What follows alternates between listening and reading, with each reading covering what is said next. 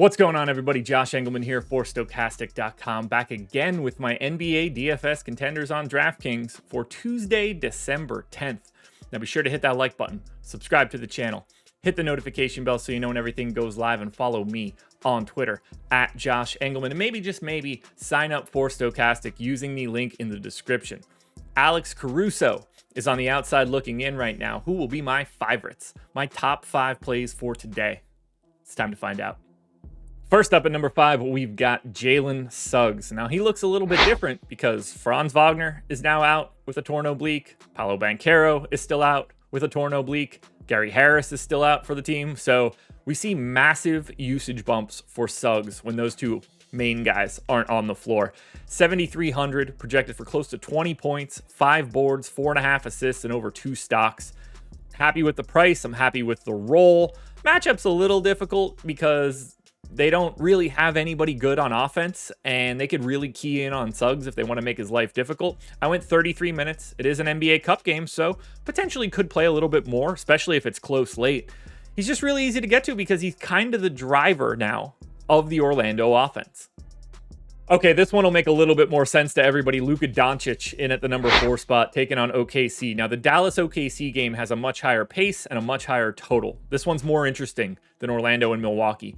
11-3 for Luka Doncic, 28.5 points, 8.5 boards, almost 8 assists, and 2 stocks. You would not be surprised in any way to see Luka Doncic play 40 minutes here. When they need to ramp these guys up, you usually see it. But in 36 minutes, I still get Luka to my number 4 spot. The ceiling is massive. It's clearly a really difficult spot. They don't get much more difficult defensively than Oklahoma City, but they don't get much better offensively than Luka Doncic. And if I'm paying up, I don't mind at all getting to him. However, I do think there are better pay-up options.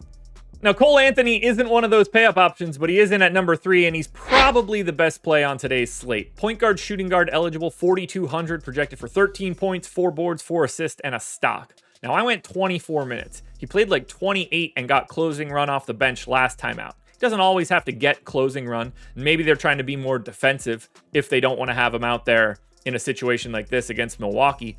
But even off the bench at that price tag, knowing what he can do with usage, because we don't have Franz taking up 30% usage. We don't have Paolo taking up 30% usage. There are plenty of shots to go around, and Cole Anthony is the biggest beneficiary of getting those shots. So if he closes, great. Then you're going to get like 28 minutes and you'll feel even better. But even if he doesn't get that closing rotation off the bench at 4,200, the best value play we have.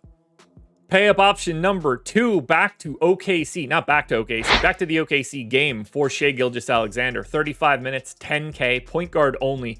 32 points, 6 assists, 5 boards, 2.5 stocks. I think the reason Shai looks a little bit better than Luka in this contenders is just simply price. He's a lot cheaper. And we don't have a ton of really good value. So anywhere you can make up that extra $1,000, that goes a long way.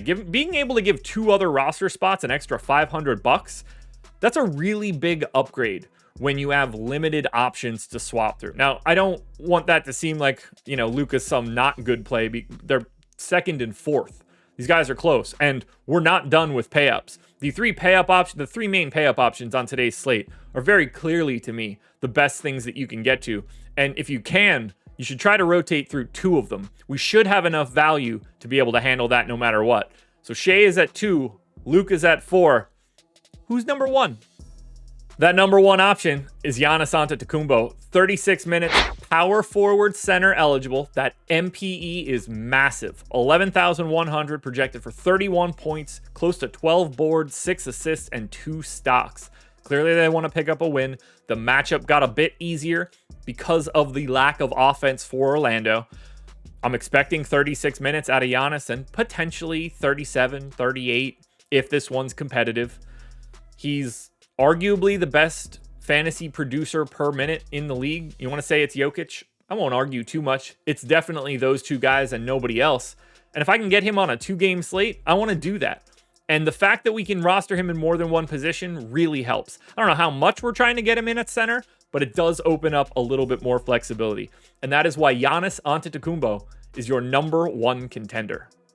Alrighty, folks, that will do it. Those are my NBA DFS contenders on DraftKings for Tuesday, December 10th. FanDuel version of my top 10 is posted to my Twitter. Go check it out. You'll get top 10s in DraftKings as well. And I'll have updates later tonight, either just before or just after my 5:30 show. Good luck, everybody. Let's watch some NBA Cup, and we'll win some money.